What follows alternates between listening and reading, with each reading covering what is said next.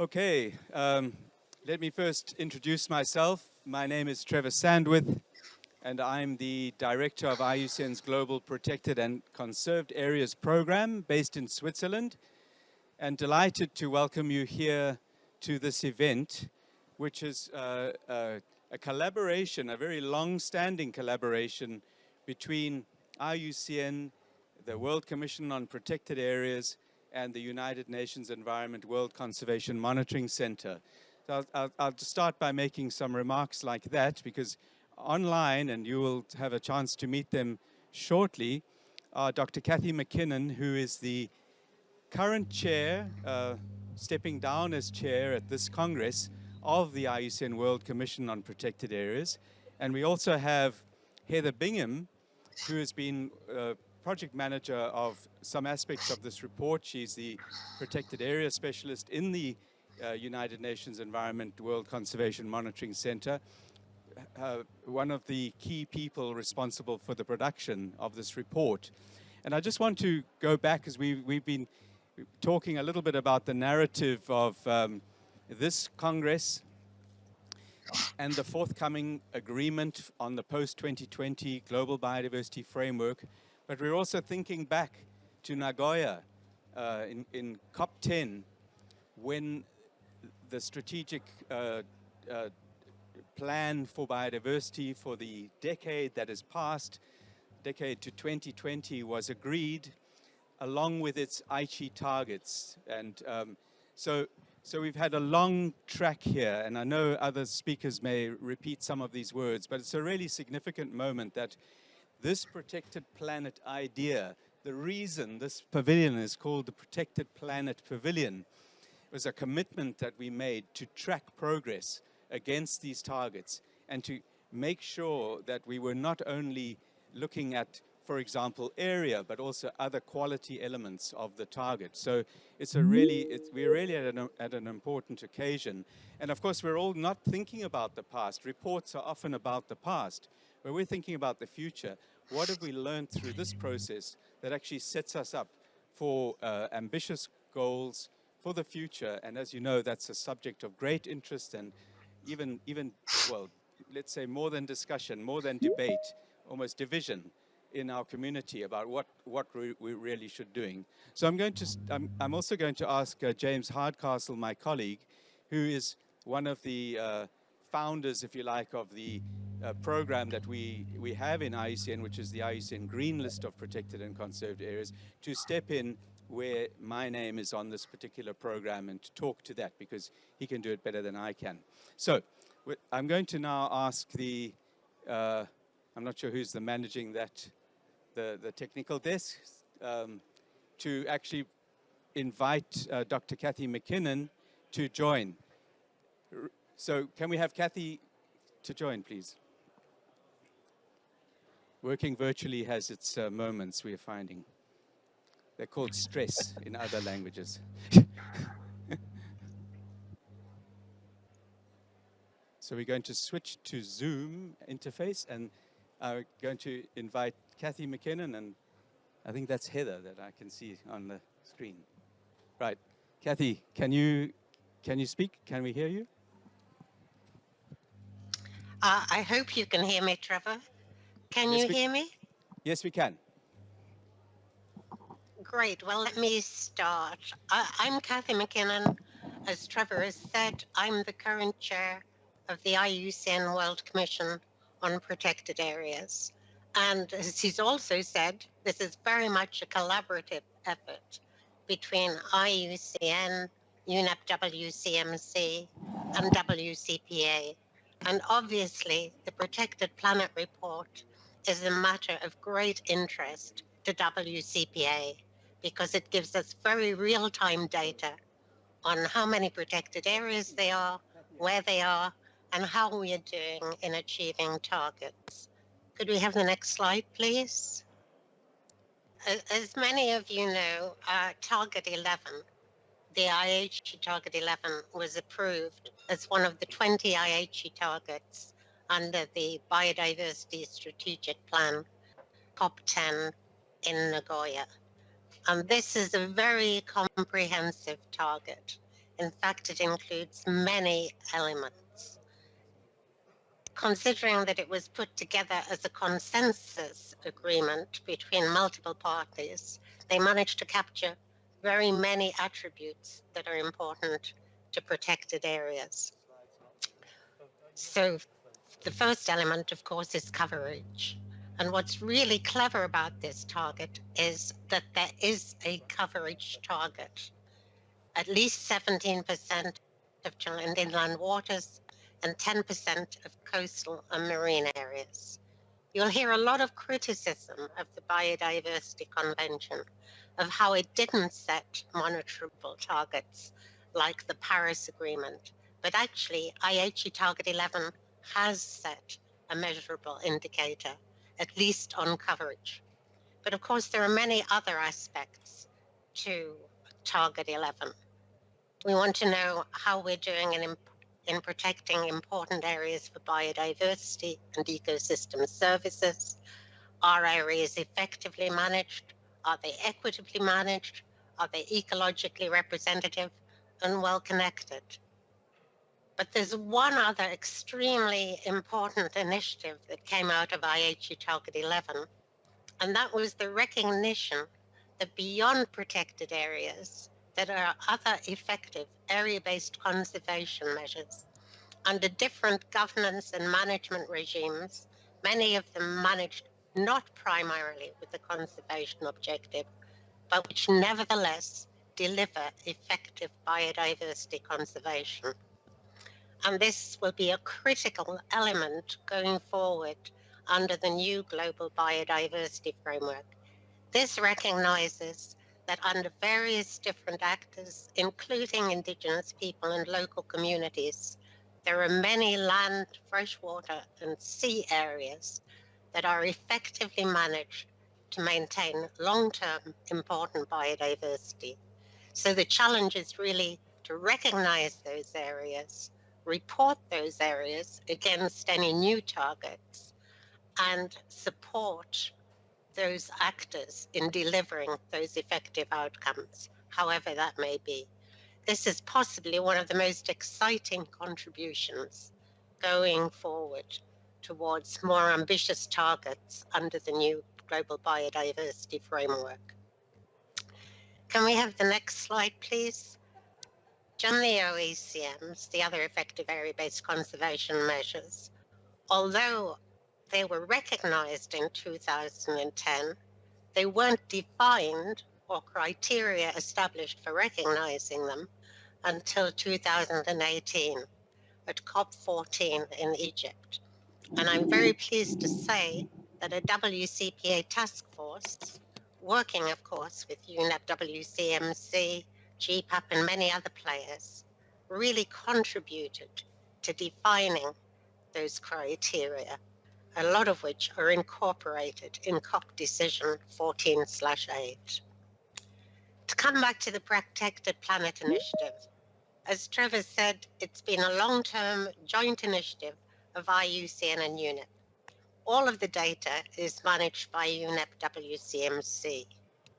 Probably the best known database under the Protected Planet umbrella is the World Database on Protected Areas, the WDPA. It's a comprehensive global database on protected areas with more than 260,000 records. And it gives us a very good picture of what is protected and where, from very small areas to some extremely large areas. Newly established is the World Database on Other Effective Area-Based Conservation Measures, or OECMs. This was established in 2019 and is currently being populated. Heather may correct me, but I think there are about 500 sites in there already contributing to the IHE Target 11. But as I said, they'll be much more important as we go forward under the new agenda and new targets for 2030. Also within the Protected Planet Initiative is a global database on protected area management effectiveness.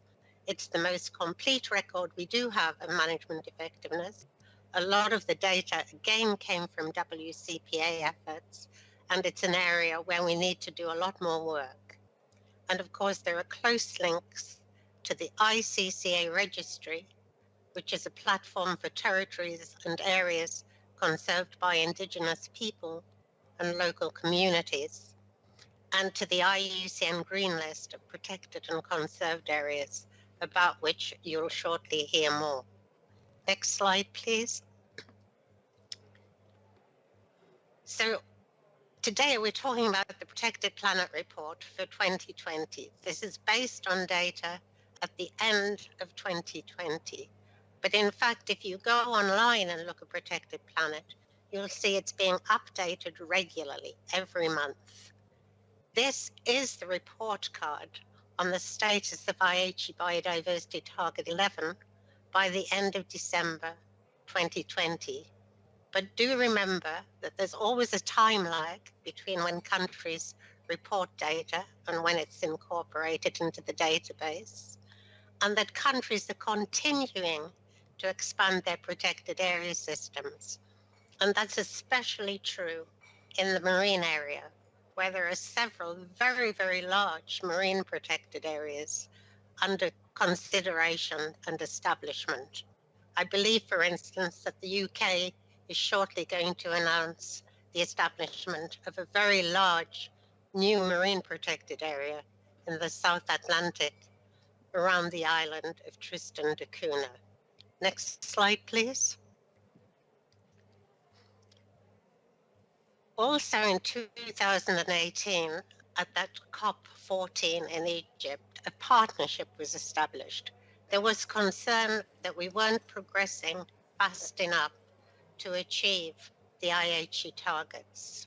This was very much led by the CBD Secretariat and has benefited enormously from the tremendous, unflinching, tireless support of Sarat Babubida, whom many of you will know. He's been a great champion of protected areas, and he'll be suddenly missed now he's retired from the CBD. I have the pleasure of officially chairing that partnership, though, as I say, much of the drive has come from Sarat. But those partners include state agencies, NGOs, partners like IUCN and WCMC. And since 2018 and that Congress in Egypt, we have made a dramatic effort to push to get countries to report their data, with requests sent to parties by UNEP WCMC and the CBD Secretariat. Many of you may have been the recipients of those emails, but also support coming through IUCN programs like BioPharma, which has facilitated reporting by parties in Africa, the Caribbean and Pacific under a major project. Next slide, please. All of those efforts have really paid off. Over the last 2 years, there has been an unprecedented response from governments following requests for data. As you see from the slide, 160 countries and territories have provided updates between January 2020 and May 2021. 60,000 new protected areas and Oecms have been added during this time. And a very large percentage of the records in the WDPA have been updated or added. As a result, the WDPA is now more up-to-date and accurate than ever. Although there's still much to do, and many of the quality elements haven't been well met, on coverage, there's been amazingly good progress. I find it fascinating that since 2010, there have been more than 21 million square kilometers of new protected areas established. That's 42% of the total area. So that really speaks to the commitment that parties have shown. This is a progress report, if you like. Of course, it's a report on Aichi Target 11, but it's also a very good baseline, as Trevor said, for reporting on progress we will make going forward, post-2020, with ambitious targets for 2030 as part of a longer-term vision to a world in harmony with nature by 2050. So I'm going to stop there and hand over to Heather, who'll give you much more detail on the findings. Okay, so Thank you. Heather Bingham will join us now. Heather, you're in contact? Yeah, I hope so. Yep. Can you hear me okay? Right, so the slides on Yes. findings, and we can move when you like. Good morning or good afternoon, everybody. As Trevor said earlier, I'm Heather Bingham. I work at UNEP WCMC and I have oversight over the Protected Planet Initiative. So following Kathy's great introduction to the report and the process we went through to produce it, I'm going to talk in a bit more detail about the findings. Can I have the next slide, please? So the first and incredibly encouraging finding of the Protected Planet report is that it shows major progress has been made towards achieving the coverage elements of Aichi Target 11. So as Kathy said, it's extremely striking that 21 million kilometers squared have been added to the world's protected area network in the last 10 years. And even more striking when you consider that that is 42% of the current coverage.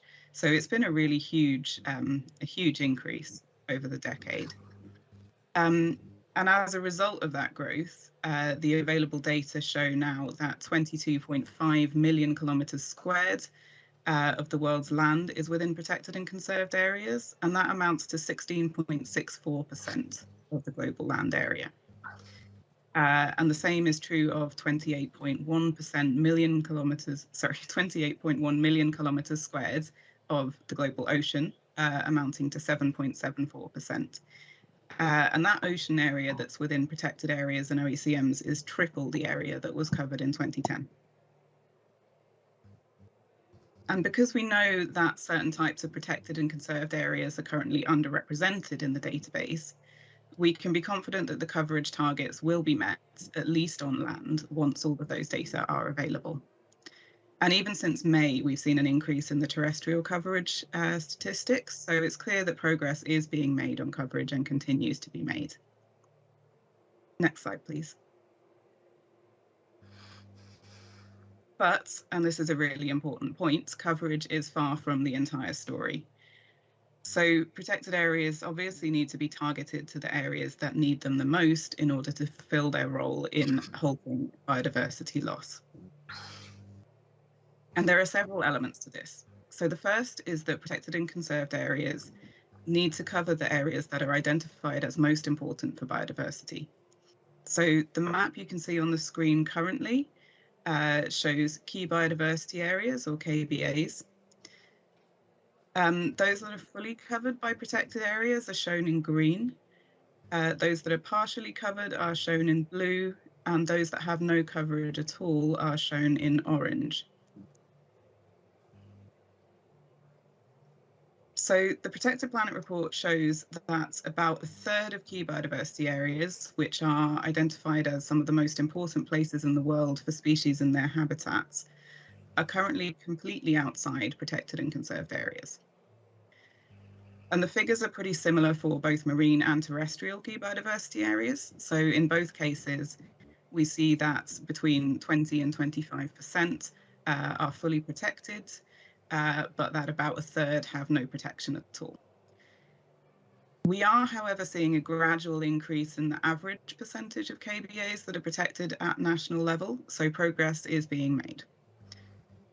And of course, the other aspect of this element of Aichi Target 11 is that it calls for areas of importance for biodiversity and ecosystem services to be protected, acknowledging that protected and conserved areas have a vital role to play in sustaining human populations as well as biodiversity. And although progress has been made in helping us to assess this, it's still quite difficult to have a global picture of how well we're doing on that element of the target. Next slide, please.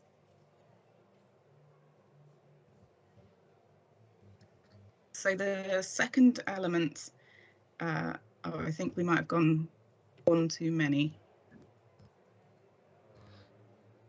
Sorry, could we go back a slide? Fantastic, thank you. So the second element is whether protected and conserved areas are representative of the world's ecosystems. So it's clear that protected and conserved areas can't protect the full range of biodiversity unless they're present in all ecosystem types. And for the Protected Planet report, we assessed this by looking at ecoregions, marine ecoregions, and also of the large pelagic provinces in the open ocean. So as an example, the map on the screen currently shows terrestrial ecoregions with varying levels of coverage by protected areas and Oecms. Only the darkest green ecoregions that you see on the map currently have 17% or more coverage. And of the world's 821 terrestrial ecoregions that were assessed for the report, over 55% don't yet meet that 17% target. And the situation is pretty similar in marine ecoregions. So 52.6% of those 232 marine ecoregions do not yet meet the 10% target. And the large pelagic provinces are the least well protected. So only 10.8% of those currently meet the 10% target. So there's obviously huge progress that needs to be made still in achieving representation. And it's also still the case that some ecoregions don't have any protection at all. So in terrestrial ecoregions, that figure is actually only 5.1%. So only 5%.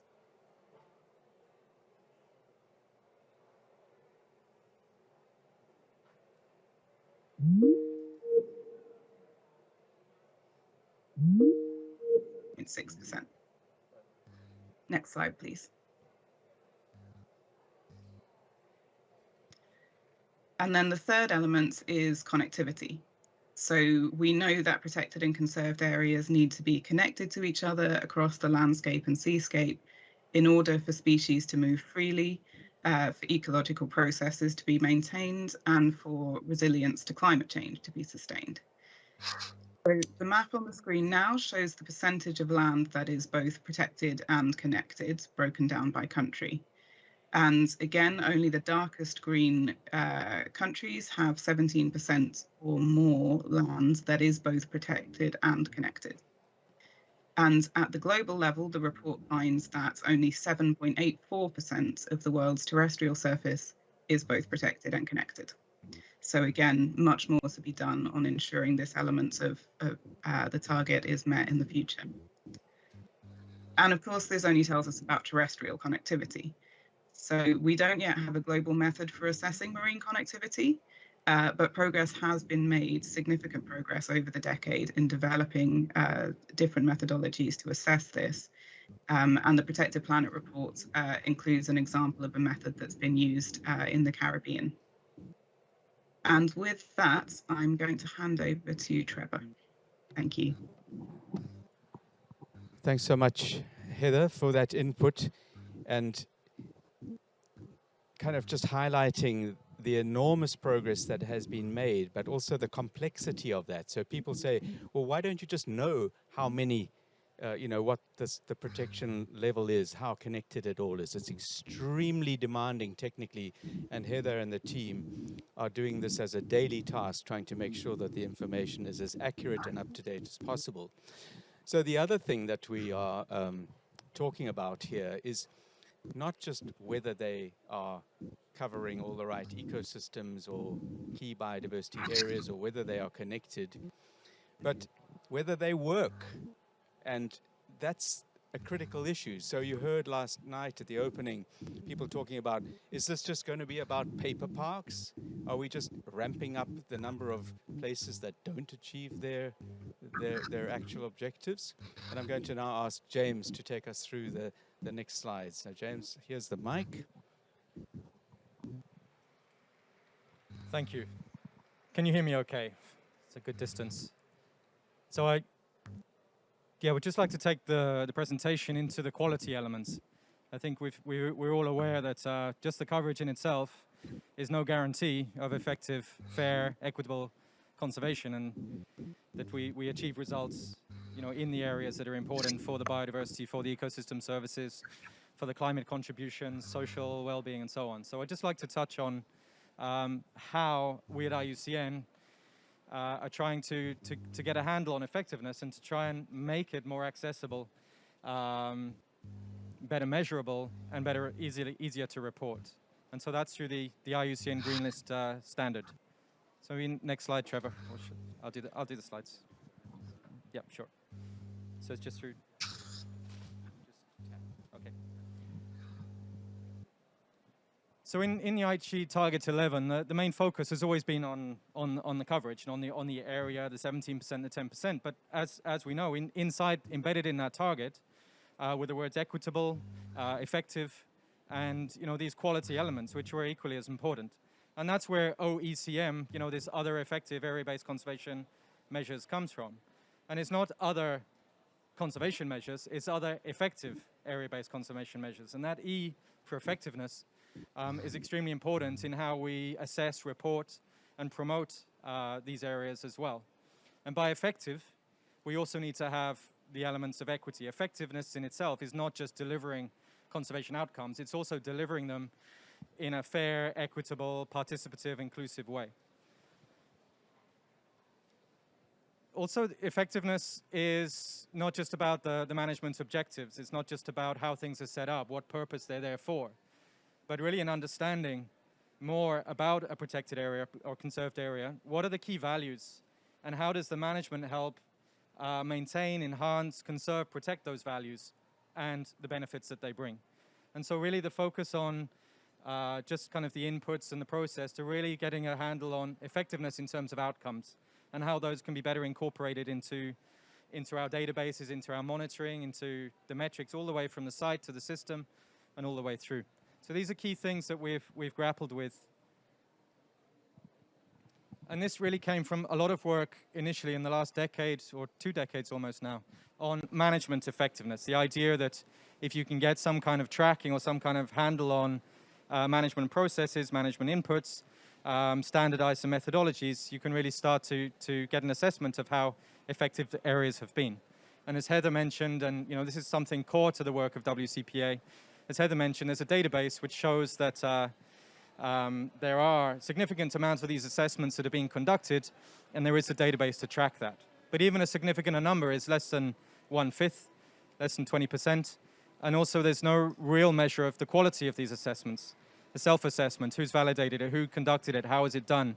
Did it include all the stakeholders? How deep are these assessments that are being put up? And so really, how valuable is that data that's being put forward?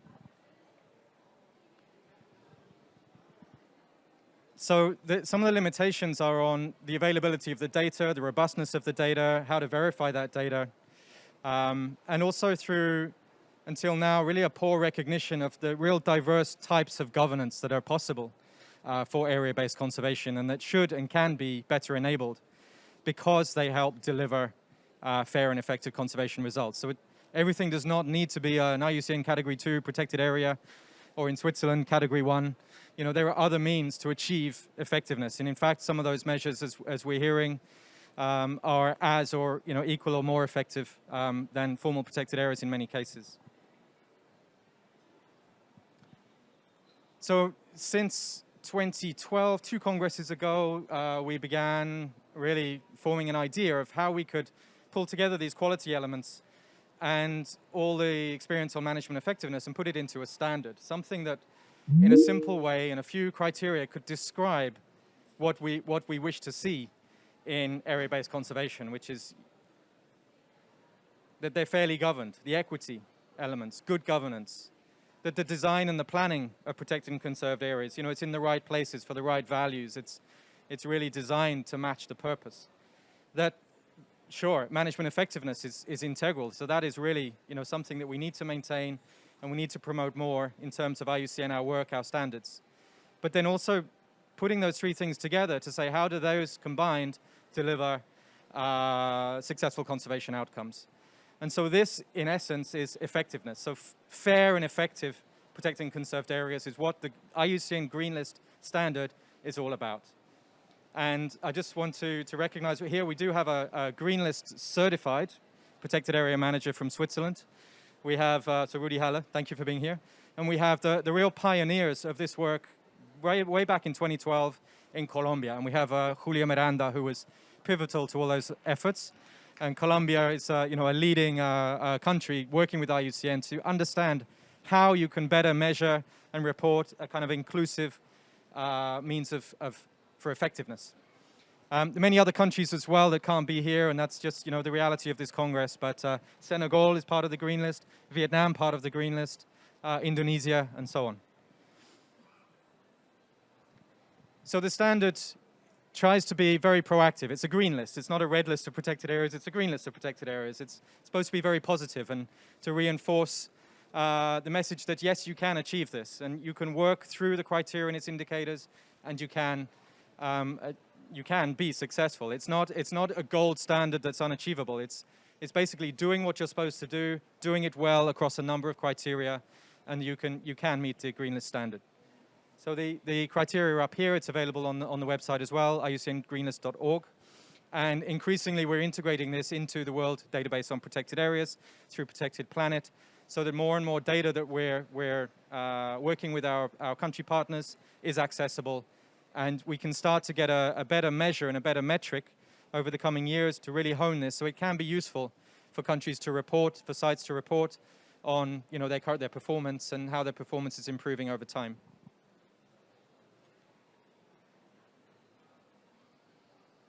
One example, I've called out Switzerland and Colombia, but right here in France.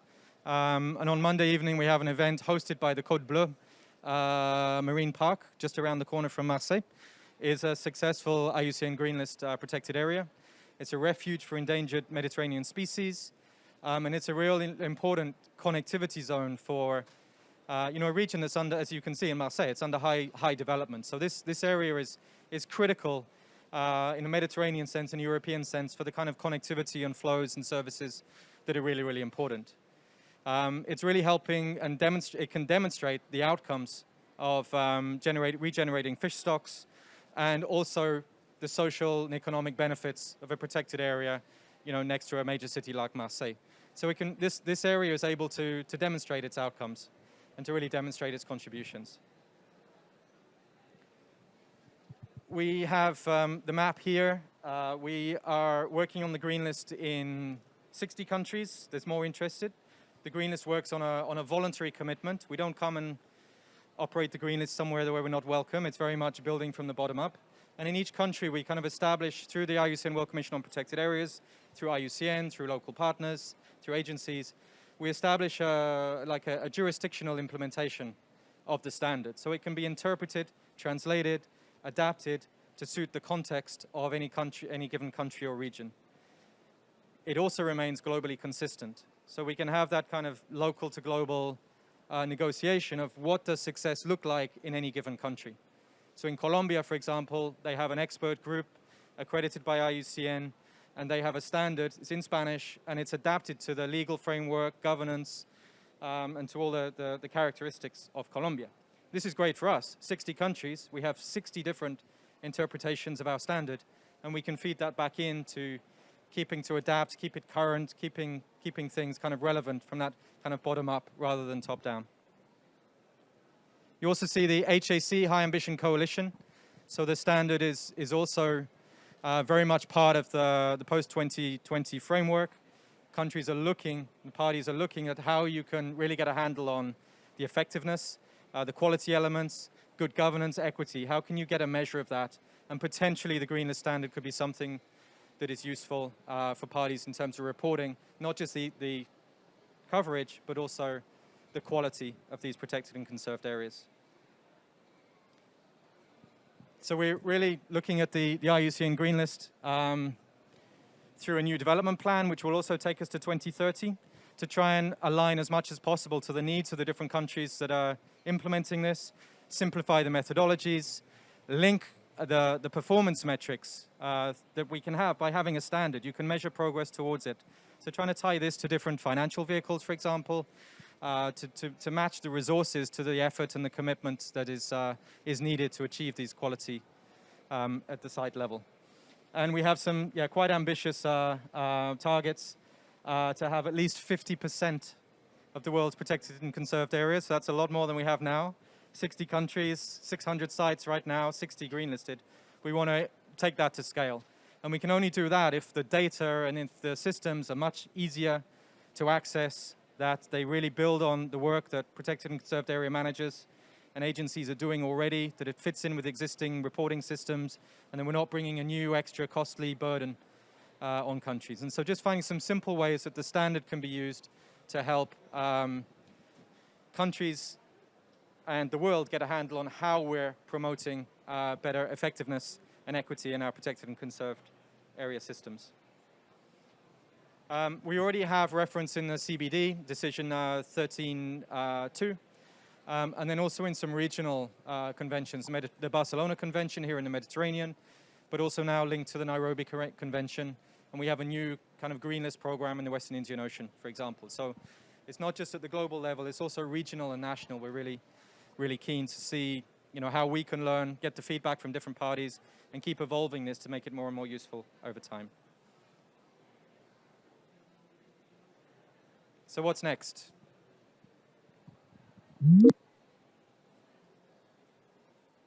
I think I'm going to hand over to Heather just now.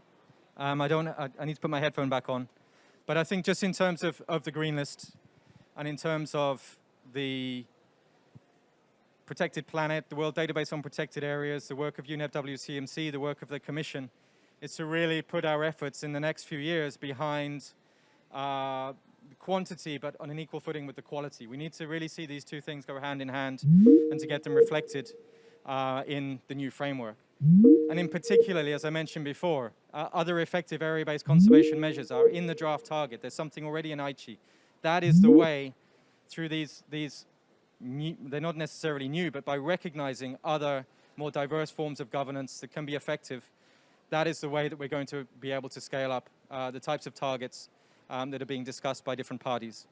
And really, the opportunity through diverse governance, through recognizing these areas is enormous, and we'd really hope that that can kind of receive the attention that it deserves, because in there lies the opportunity to really advance area-based conservation.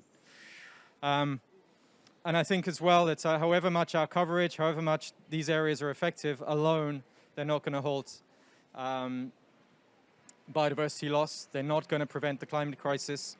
They're not going to prevent future pandemics. We really need to be more and more looking at the role of these areas, not just inside the boundaries of a designated conservation area, but their contribution to landscapes, to local economy, to the other kind of integration within other sectors as well. That's going to be absolutely critical.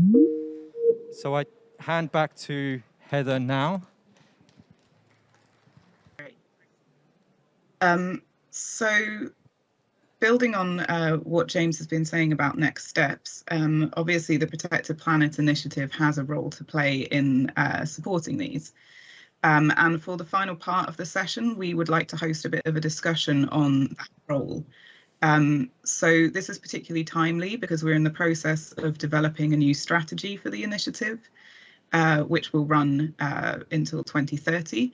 And we'd really love to get your inputs on that strategy and how it can achieve the best impact for biodiversity and for people, including by supporting the implementation of the post-2020 Global Biodiversity Framework.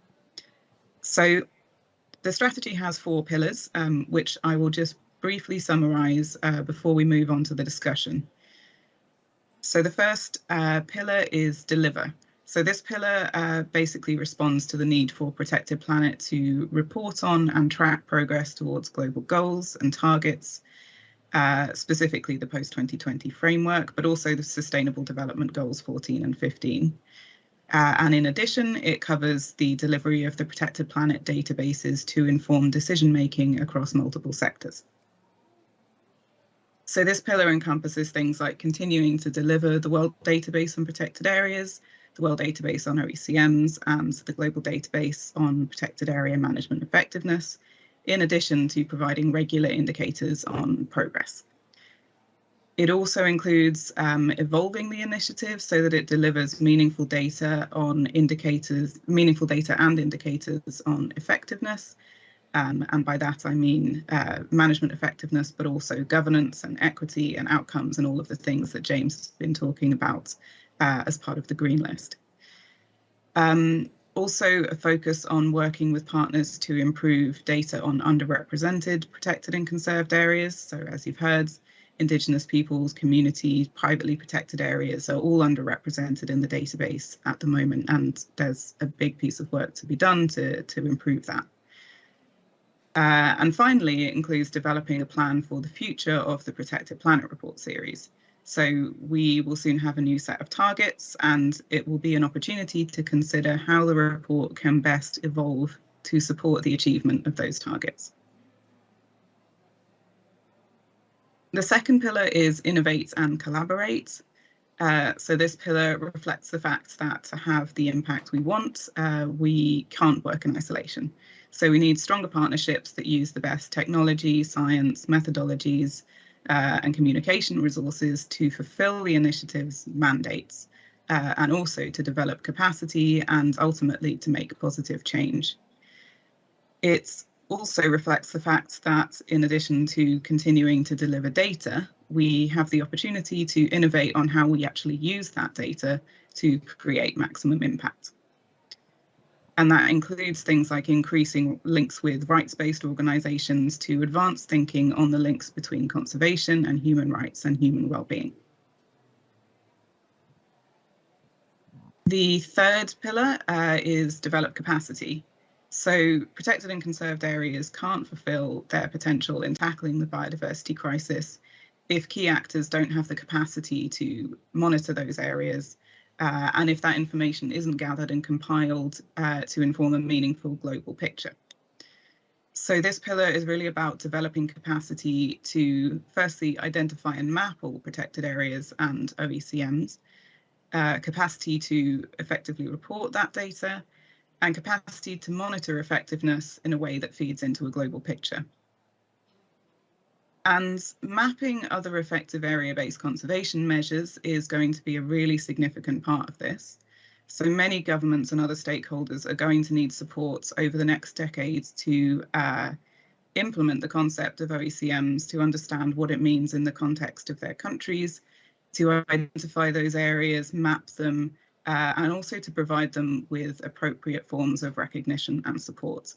And we think the Protected Planet Initiative has a key role to play here. This pillar also encompasses developing the capacity of users across sectors to use the Protected Planet databases to inform better decisions for biodiversity and for people. And the final pillar is change. So this is about measuring and enhancing our impact. It's about leveraging the data and the information that we're collecting to support governments and other stakeholders to design and implement more effective networks of protected and conserved areas. It includes providing data that informs national and international policies, including on things like how protected and conserved areas can play a role as nature-based solutions to other environmental issues, to human rights issues, to well-being issues, and to things like climate change resilience, including their role in achieving the Sustainable Development Goals. And potentially on request, also supporting governments to use the data that we hold within Protected Planet to implement more effective and equitable networks of protected and conserved areas on the ground. So with that, I would like to open the floor to questions and comments and inputs on the draft strategy. My colleague Lauren will kindly be facilitating this for those of you that are in the pavilion in person. So I will now hand over to her. Thank you very much.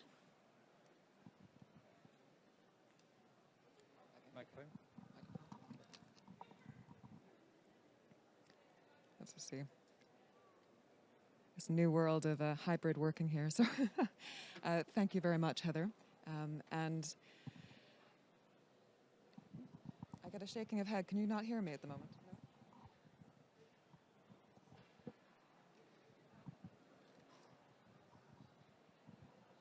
No? Is that any better? I can hear you fine. Brilliant. Okay, excellent. So as Trevor has said, and I think our fabulous speakers have shown, this is very much a significant moment in time. So we would, as Heather says, like to invite any questions from people in the room and of course online as well. So would anyone, I see we've got some opening remarks.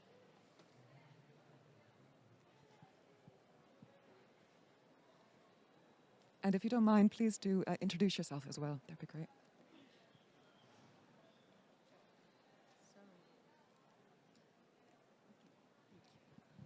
Hello. Thank you, James, for the wonderful presentation. My name is Julia Miranda. I used to be the National Director of the National Park System in Colombia for 17 years. And I worked very closely with the Green List program since the beginning, because I strongly believed that this program can make the difference in conservation, real conservation in our areas. Just to mention one thing, if a country is interested in develop the Green List standards, all the protected areas are going to make management effectiveness assessments. And if only few can achieve the standard of Green List, the other ones are going to be inspired by the standard, work towards achieving one day, even if they have so many difficulties, achieving one day the Green List standard. So it's like moving towards that good management in all the protected areas. It is also inspiring for the park rangers. Finally, the park rangers are the ones that make real the Green List. So for them to be recognized, their area to be recognized as green listed is really like a recognition of their good work. So the good example among them is very important for them.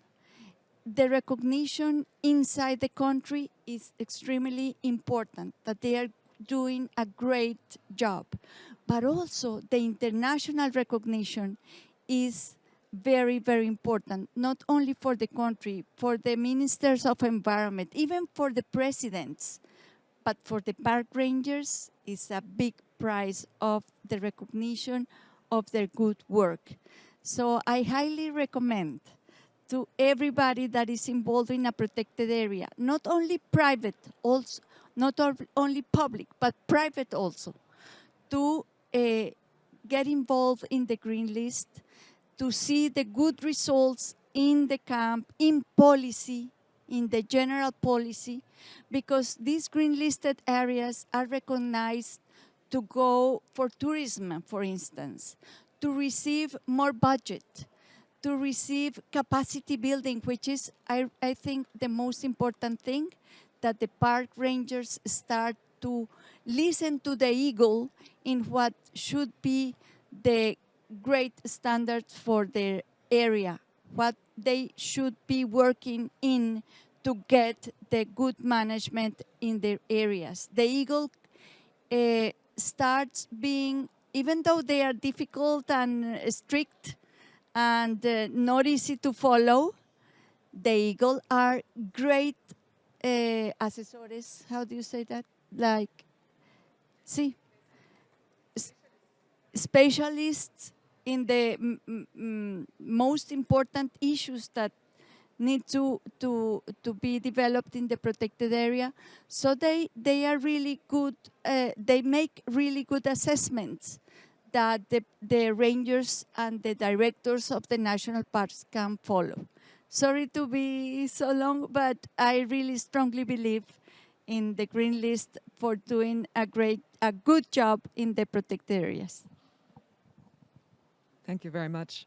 James, would you like to speak to that, or should we take one more intervention? Shall I hand this to... Hello. Thank you for the presentation, for all. I'm Angela from Brazil, and I'm a part of Eagle in Brazil, and I'm working for Green List in Brazil, and I'm very happy to see this happening and the good results that we have the chance the reach.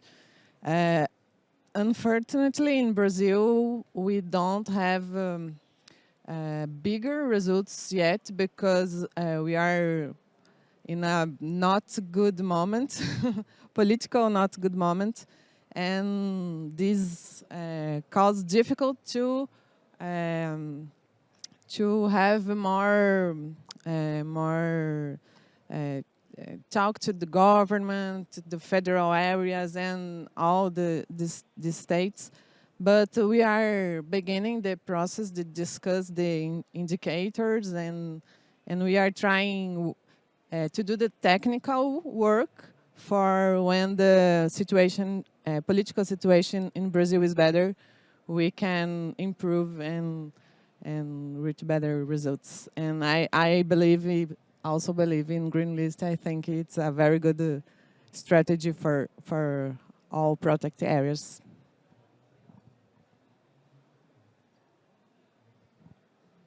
Thank you very much.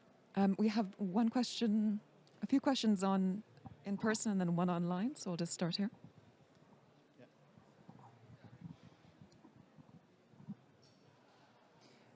Hi, James. Hi, Katie.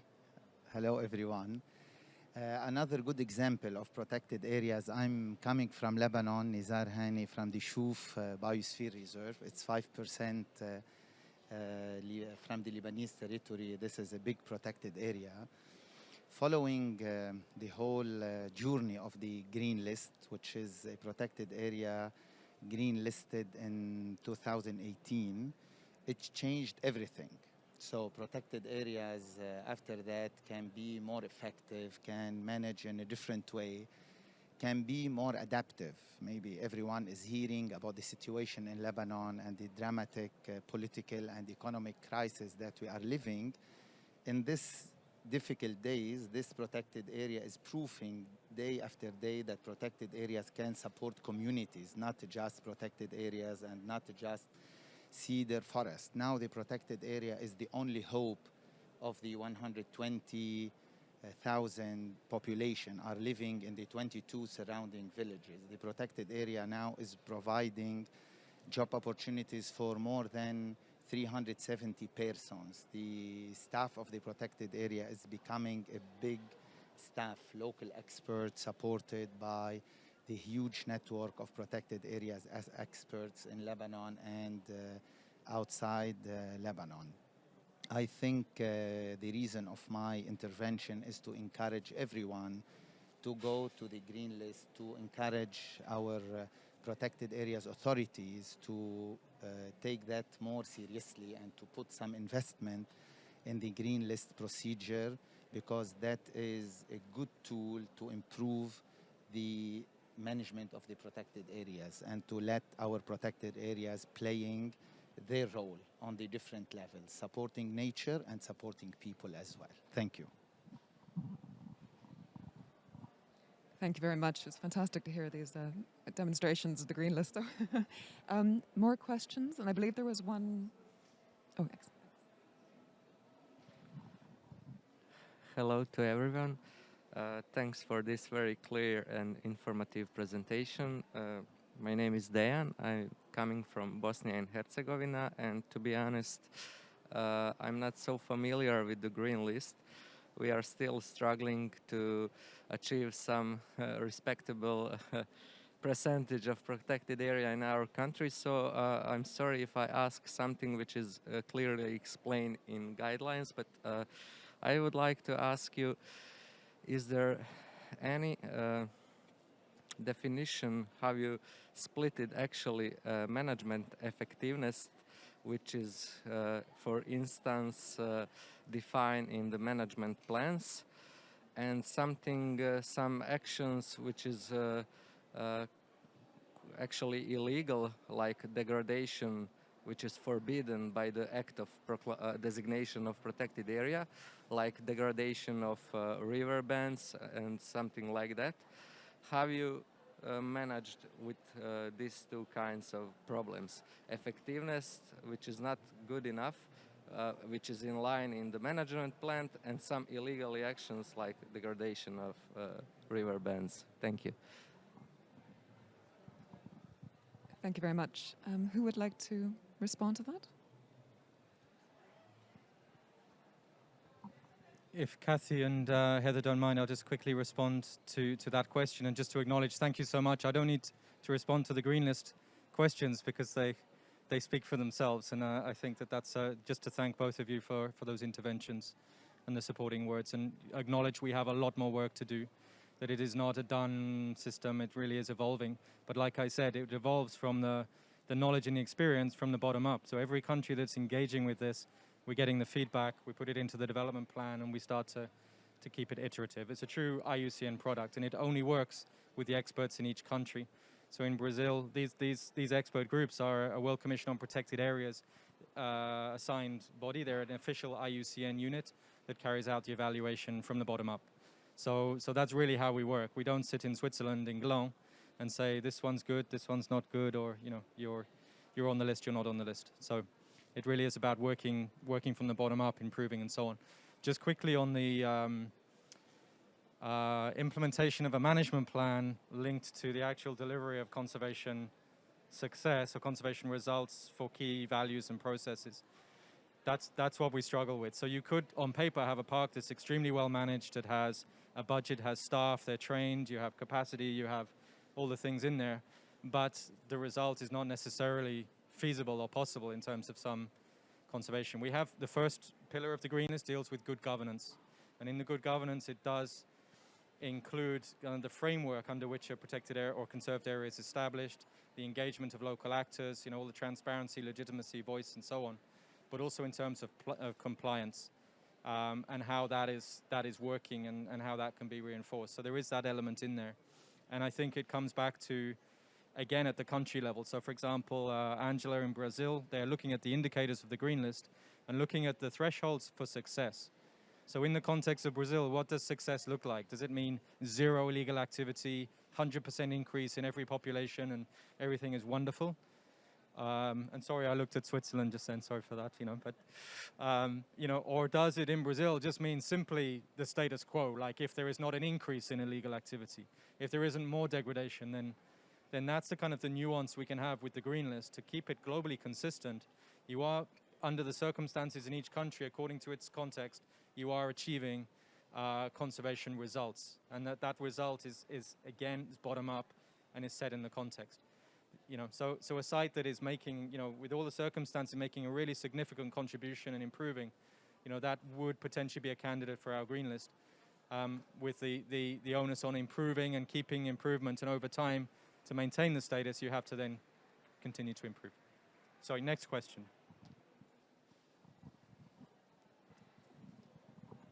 Well, thank you. My name is Tora Armand, and I'm part of the Commission and deal with governance questions.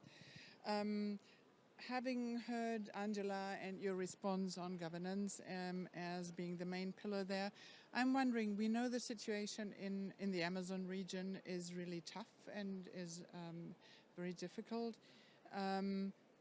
Brazil will take over the Secretariat of the Amazon Treaty Corporation in a few months. What are your thoughts about regional cooperation, enhancing the Green List, the Green List beyond national standards, and looking into tough situations, political constellations? Could we tap on the potential of encouraging good practice from partner countries or the like?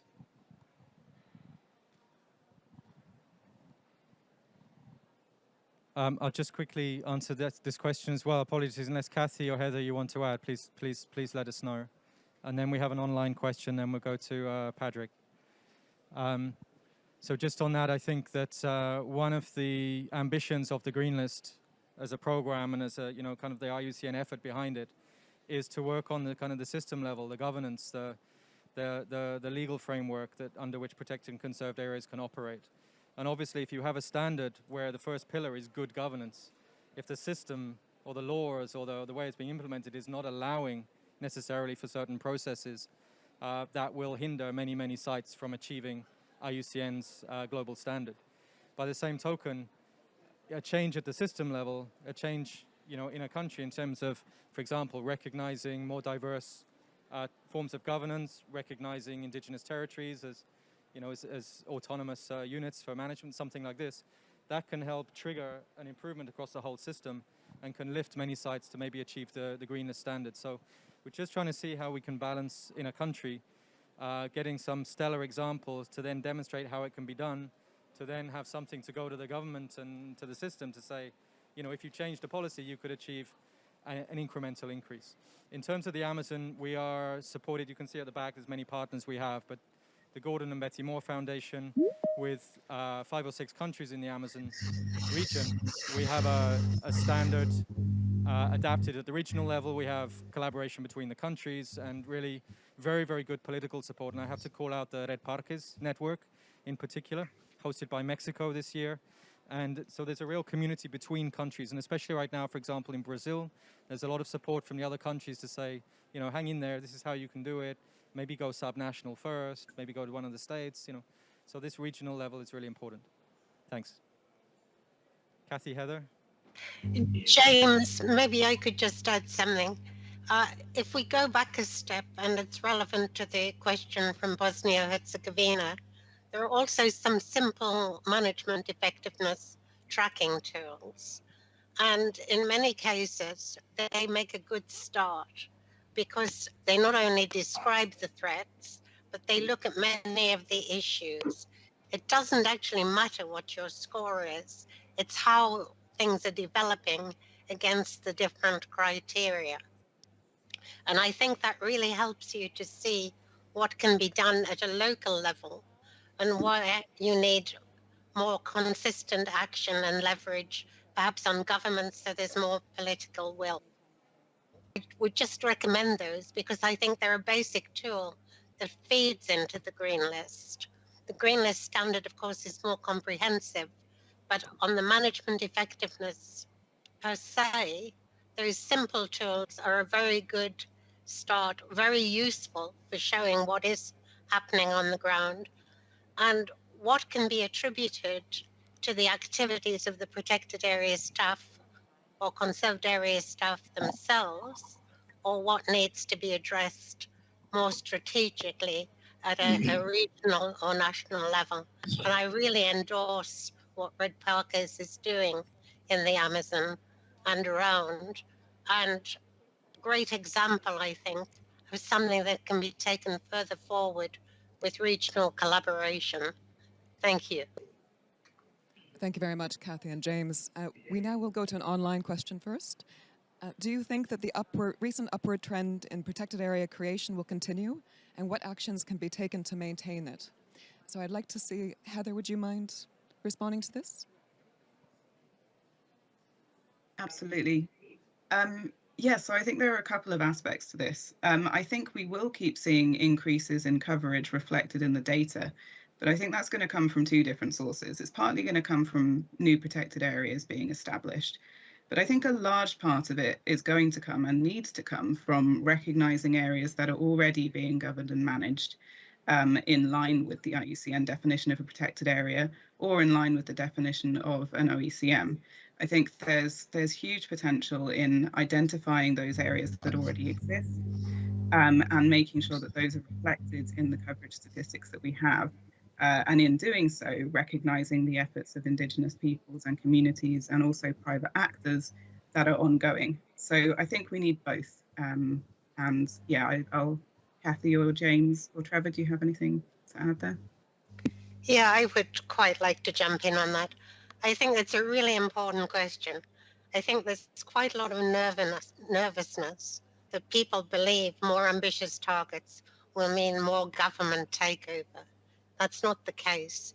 As Heather says, there will be establishment of new protected areas. It's already happening, particularly in the marine area, enormous gains. But there will need to be much better recognition of people's rights and effective management that's happening at the moment.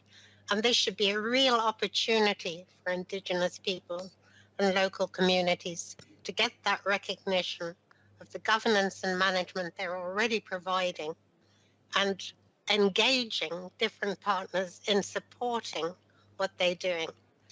So I see 4 aspects to this. One will be establishment of new protected areas under all types of governance. A second, and the major increase, will be OECMs. A third will be making sure that current protected areas and new ones are more effectively managed, because many are not, and that's particularly true in the marine realm. Only something like 2.9% are effectively protected. And the fourth and really critical element to this is linking everything we do in protected and conserved areas with the climate agenda. Where are they also contributing as nature-based solutions? Because to be very realistic, the world is really focused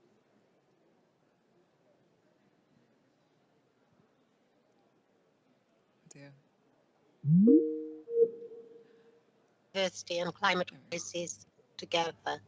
Thanks. Thank you very much, both. I'll now pass it to our next question, if you don't mind. Hi, thank you very much. I work for an NGO in Ireland, and we have an enormous problem with greenwashing, which I'm sure is not unique to my country, but it really is at every single level. And I hear now the language of OECMs coming into government language, and it worries me. And so my question for you really is, are these OECMs a watering down of protected areas and what we all believe protected areas should be? Thank you. Thank you very much. I think James Can I is pointing respond to that? Please, Kathy, go ahead. I'm responding both as the chair of WCPA, but I co-chair our specialist group on OECMs. We also share your concern. What we're looking for is quality as well as quantity. So we do want to recognize areas that are protecting important biodiversity and that are truly effective in doing that, and recognize the actors that are supporting that management and governance. What we don't want to see is a watering down. OECMs are not second-class protected areas. They should be equally effective in protecting important biodiversity. Some of those that are being recognized will be even more effective than some current protected areas. But this is really a debate that's ongoing. Governments, of course, want to achieve their targets. Production sectors also want to achieve some of these targets. Areas that are under exploitation, like forest production areas, fisheries production areas, should not be counted as OECMs. WCPA, with other partners, including UNEP WCMC, has just brought out a paper, it's up on our website, on what should count towards 30 by 30. I do recommend that you look at that, and also the technical report and screening tool that we have on OECMs, also up on the WCPA website. But I'd be happy to follow up offline with any further queries, as I'm sure Heather will. Thank you very much, Kathy. In the interest, we got a bit of meeting. In the interest of time, I realize we have 3 questions remaining, so I might ask for 2 at once, and then we'll go to an online question, if that's good. Hi, I hope you hear me. Well, my name is Zoltán Kun. I'm WCPA member from Hungary, and I like to admit that I think the green list is a very good move towards increasing effectiveness of protected areas, and I truly believe that the management effectiveness is a very important element. However, my question is whether you are prepared for actually removing the listing areas from the green list. I guess the monitoring is part of that. So if you would like to increase the number of areas in the green list, I'm sure very soon you will have a double work, because you need to check the areas. And in a way, very soon it will lead to something like the World Heritage List that delisting an area will actually mean a red list as well. So the question is whether you are prepared for this work as well. I believe there was another question as well. Sorry, Mike, would you like to ask? Yeah, sure. Yeah, first of all, congratulations to all the team at Protected Planet for doing such an amazing job with so few resources and so many demands and so complicated. Brilliant. Secondly, back to the management effectiveness, it's great that the database on evaluations is coming up, but obviously accessing those evaluations is still a big challenge. Are there any plans to make the evaluations more accessible through a reporting requirement or others? Because for the most part, one can't look at the assessments, one can only tell whether an assessment exists or not.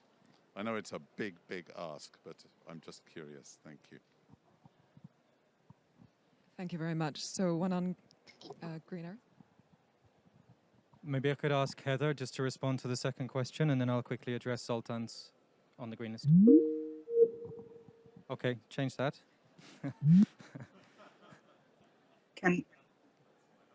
Nice escape, Can you hear me Heather. okay? Yeah, but you're back. Yeah, nice try. Sorry. Yeah, so it's a very, very good and very important question. So with reporting to the database on management effectiveness, often the parties who report don't give us permission to share the assessments themselves, which is why they're so difficult to access. But as you say, and as has been kind of a theme throughout this session, it really is vital that we get to a point where we're not just reporting on whether sites have been assessed, but on the results of those assessments and also what those results say about effectiveness more generally across networks of protected areas. So I think we absolutely do need to find a way to be presenting more than just whether a site has had a management effectiveness assessment. We need to be working with governments and others to make sure the results of those assessments are available.